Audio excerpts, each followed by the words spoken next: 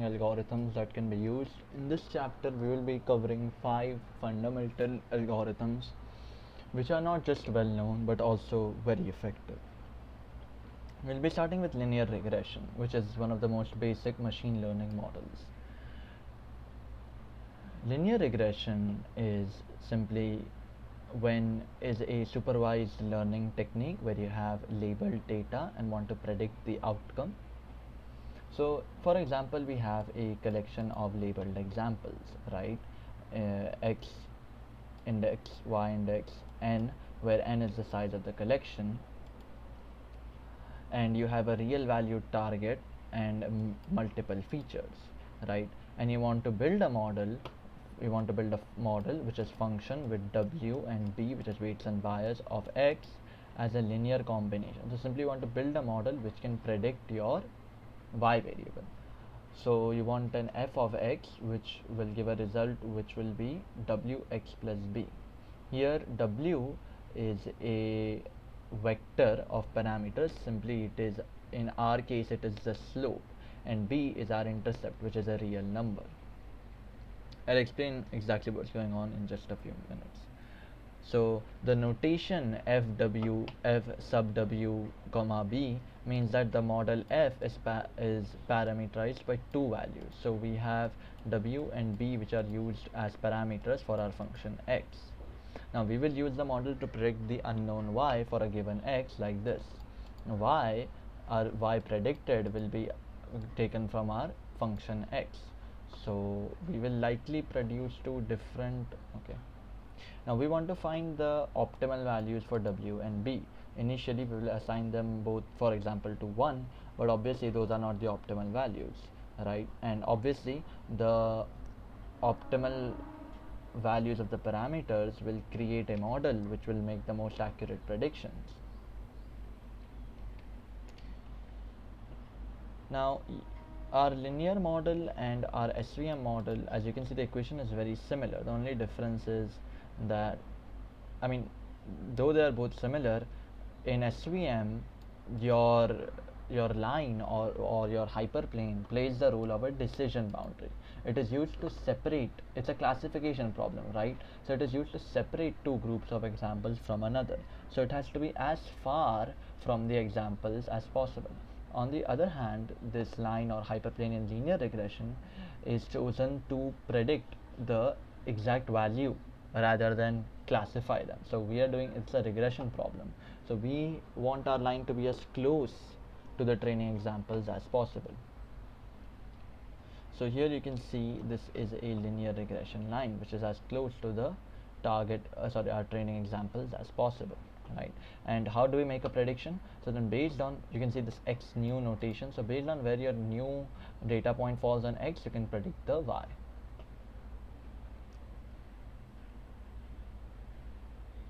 So now you can see here why it is essential that we have our linear regression line as close to the data points as possible, because if it would have been further away, the chances of our new variable, our new data point being classified correctly would have been lower. Now to get our w and b values optimized, we try to minimize this following expression, which may look very complicated, but all that is happening in this equation over, I think, yeah, over here, is that we are saying that first of all what we are asking for is our function of x, which is simply what our function will predict as values of y. So our y predicted minus our actual y. So we are computing the error of our line, right? We are computing the distance between every dot and the line, right? And so what we are doing is we're saying, okay, so for every function of x, which is our y predicted, because y predicted equals our function of x, right? So we are subtracting our y predicted from the y actual values to get this error or distance. Then we are squaring it so that the positive values don't cancel out the negative ones, and then we are doing the same thing for all the points, because we don't want to do it for just one point, otherwise this line will correctly fit this one point and go completely askew on the others. We want to fit all the points. So we are saying I equals 1 till n and here we've given x index I and y index I, so it will do this for the first point, second point, third point, so on, right? And after we get the sum of the squared errors, we want the average squared error per data point, so that's why we are doing into 1 upon n. So this is the overall formula of the mean squared error, and this mean squared error is a cost function, right? A cost function is the overall loss, which simply tells how much. So there is a loss function and there's a cost function. The loss function is the error. It's the measure. It's the measure of how by how much our model is misclassifying, right? And what we do is, to find the best model, we try to minimize this loss function and get the the best possible line which fits the data the best.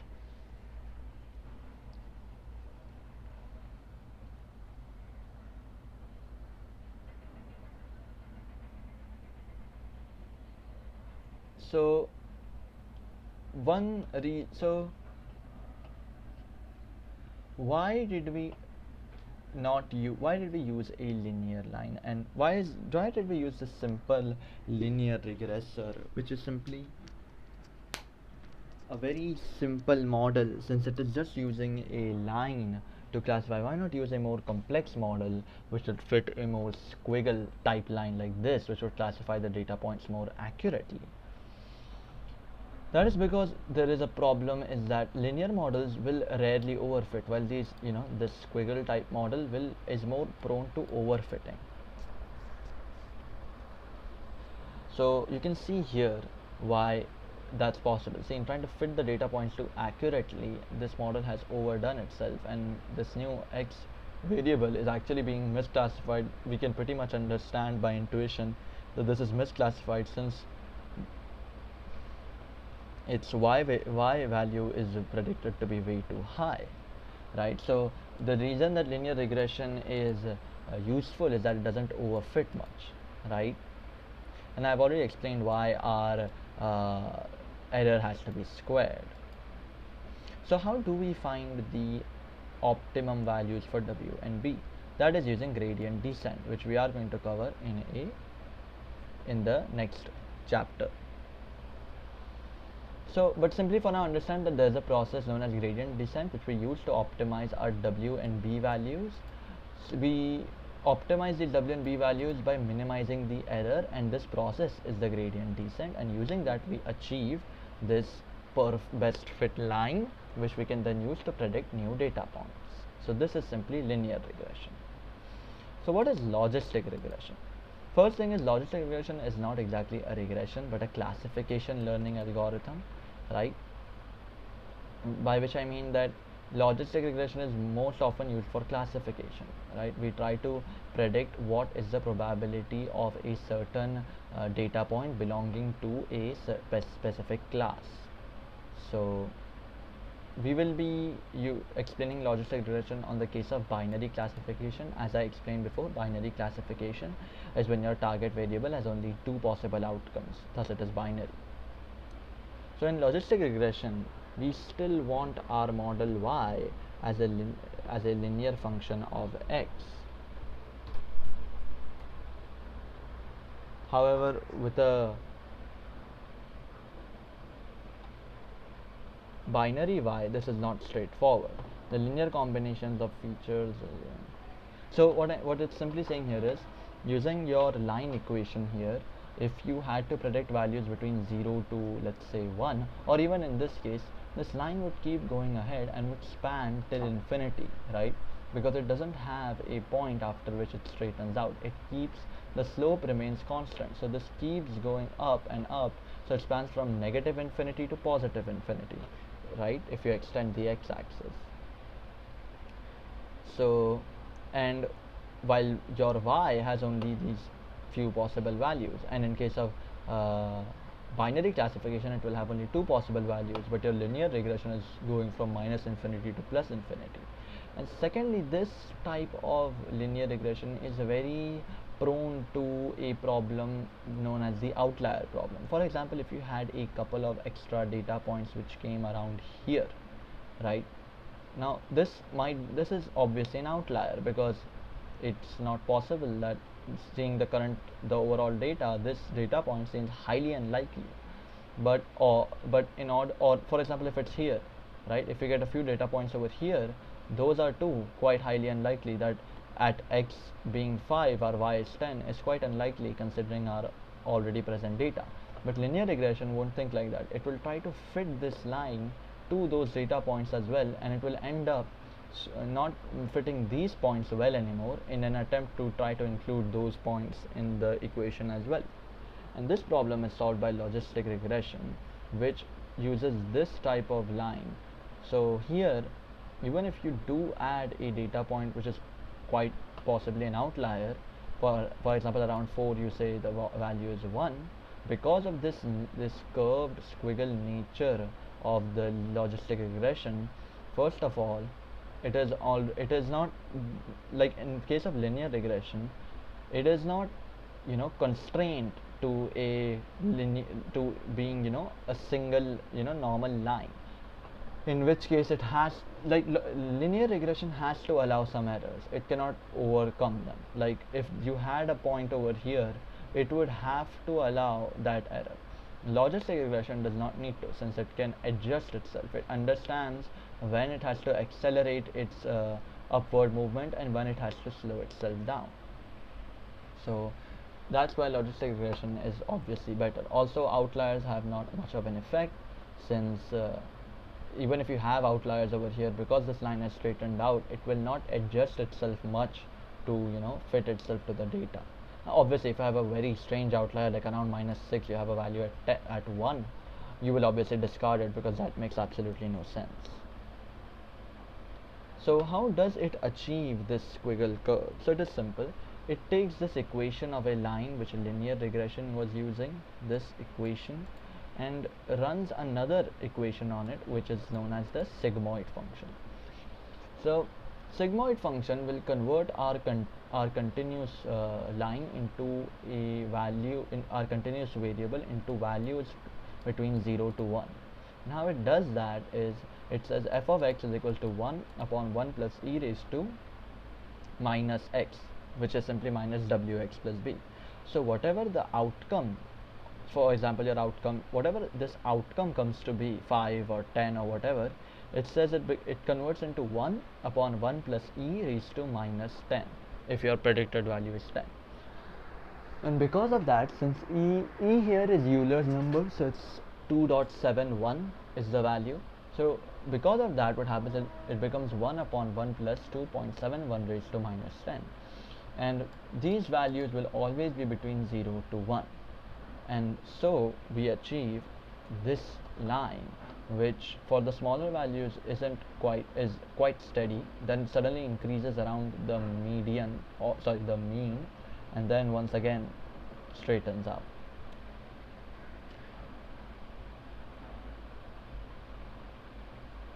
So how do we find the optimal W and B for logistic regression?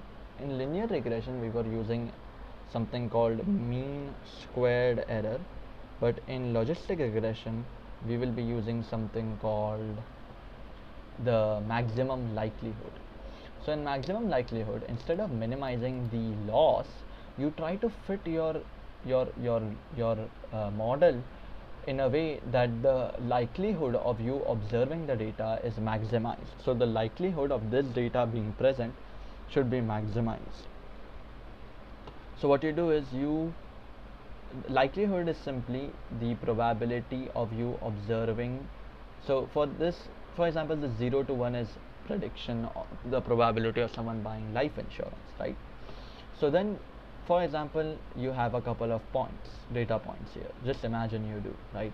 And what it does is it says, okay, it adds them up. So the probability of you observing a data point at, I guess this is x equals 1, is 0.8, right? And it says, okay, and if you misclassify a point, right, like here, so it becomes, so it says okay, it's 1 minus point 0.2 because the model predicts that the person won't buy the insurance. So it's not predicting that the person will buy insurance, it's predicting the opposite. So it's predicting a 1 minus 0.2, that is 0.8 0 0.8 is the chance of that person not buying the insurance, right? So this is the maximum likelihood. So it takes these values and this is a pi notation, that means it will take the product, so it will compute this for each point and multiply them. But usually we don't exactly go for this product, we go more for something known as log likelihood, where you take the log of this entire function. So that is, so we are simply fitting a distribution to the data in maximum likelihood. We are trying to fit a distribution which most accurately predicts the data. In this case also gradient descent is used, but we'll talk about that obviously, as I said before, in the next chapter. Now there is another model that we'll be talking about, known as decision tree learning. A decision tree is simply is like when you use a bunch of conditions, a set of conditions, to predict whether your y variable. So, and in our case, we use something in every case of decision tree. We use a formula known as ID3. In this case too, the optimization is the log likelihood, right? And ID3 is, so let me explain what ID3 is, right? The ID3 algorithm, so first of all, let's have a look at a decision tree. So here is a decision tree. For example, there is a set S which contains 12 labeled examples. So you can see here, set S contains these 12 labeled examples. The X which are our features, and the Y which are our labels, right? So it takes these features and labels, right, and it makes a split, which is simply it verifies a condition, and then based on whether that condition is true or not, a prediction is made by one of the two leaf nodes. This is a leaf node, this is also a leaf node. So this and these both are leaf nodes, right? And this is a split. So what it does is it says okay, 18.3 is a threshold at which we will split the third feature of the third out of our list of features, and if our model is smaller, if our feature is smaller than 18.3, then our prediction of so then we'll check what is the prediction of y. So what we'll do is we'll simply say okay, whenever x, the third feature, has been less than 18.3, what is our predicted y, and it takes that, divides it by 7 to get the average, and that is its prediction for this leaf node. Same for this leaf node, it says okay, if it's more than 18.3, what is the prediction, what is the y value for that, takes an average, and that is the prediction for that leaf node, right?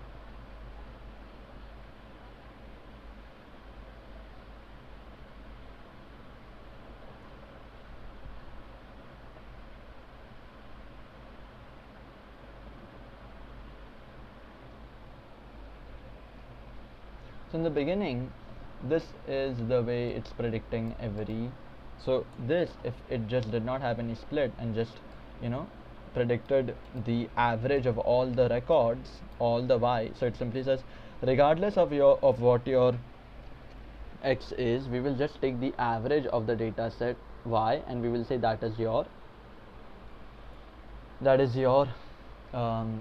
prediction. And the way that is got is, they get that is, they say okay, 1, so they take the sum of all the y provided that they are present in the data, so the sum of all the y, and they divide it by the total number of examples. Now what we do is we search through all our features Okay, find the optimum threshold and split the set S into two subsets. You can see here we have split it into an S negative and S sub positive. So we split it into two subsets, right? S negative is when our feature X of index j is smaller than t is present in set S. So that, and all the examples of that, of this criteria go into S minus, and S plus has all the data points where your X feature is greater than or equal to your threshold, right? And then these two new subsets here go into this new leaf node. So here our threshold is 18.3, our j, or our feature vector is 3, and our feature name is X, and then it says okay, the threshold is 18.3. Based on that split, it has these two subsets. S negative contains all subsets where this condition is true, and S positive contains all subsets where this condition is false, right? So, and it does this. So how does it? So it picks the best values for the threshold and the best feature which we can use for. So first it picks the best feature which can be used for predicting for splitting our S, and the best threshold by finding the best possible split. So you would wonder, how do you exactly evaluate how good the split is? So in ID3, the goodness of a split is estimated by using the criteria called entropy. Entropy simply defines how uncertain. Entropy simply is a measure of uncertainty, right? So for example, in this data, if your variables are like, if your outputs are 0 and 1, and your subset S minus has like 3 negative, 4 positive, then the entropy will be high, because there's a lot of random chance possible, right?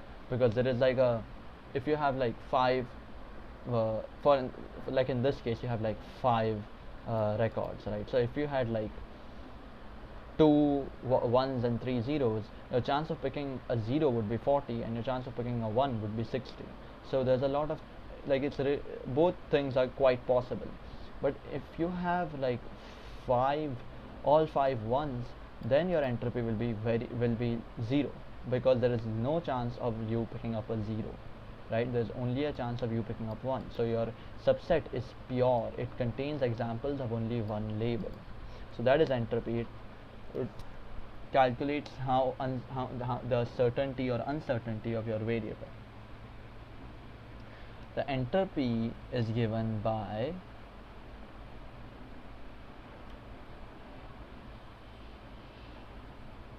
your entropy is given by you simply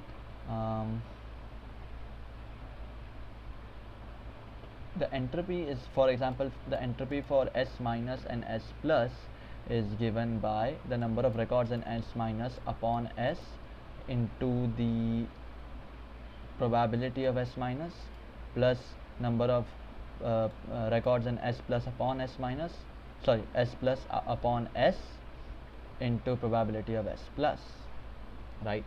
So and when does the ID3 stop, right? Like, when does it realize that it has reached the maximum amount of splits? It will only stop at a leaf node. Let me remind, these are the leaf nodes, this one and this one, right? These two. So it will only stop at a leaf node when all examples in the leaf node are classified correctly. So here you've got all ones and here you've got all zeros. Or you cannot find, you've used all the possible features, like you've used all your possible X features, right? Your splits are not improving the data. So for example, you've got like an 80%, you've got like 80% of your features here are pure, right? Only 20% are randomized. So but your next split is making things worse, right? There's more randomness being introduced into your model, so it stops. or the tree reaches some maximum depth that you had previously defined. So for example, you defined like 3, so it reached 3 splits and then it stops.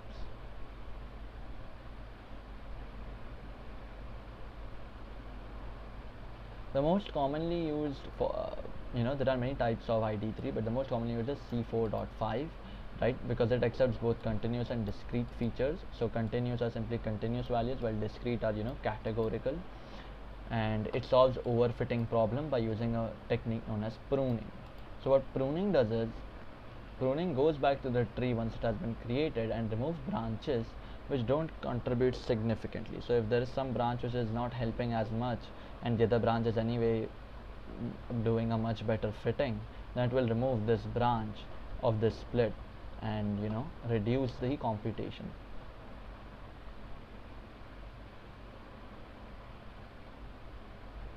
So entropy actually makes quite much sense if you think about it. Entropy is at its maximum of 1 when exactly one half of the samples in S is labeled with 1, which will make such a leaf useless for classification because it is as good as a random chance, 50-50, right?